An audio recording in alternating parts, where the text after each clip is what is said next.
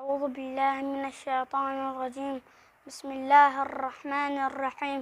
الحمد لله الذي جعلنا من المتمسكين بولاية أمير المؤمنين والأئمة الأطهار عليهم السلام. أما بعد، سئل الصادق عليه السلام: هل للمسلمين عيد غير يوم الجمعة والأضحى والفطر؟ قال: نعم، أعظمها حرمة. قال الراوي: وأي عيد هو؟ اليوم الذي نصب فيه رسول الله صلى الله عليه وآله وسلم. قال: من كنت مولاه فعلي مولاه.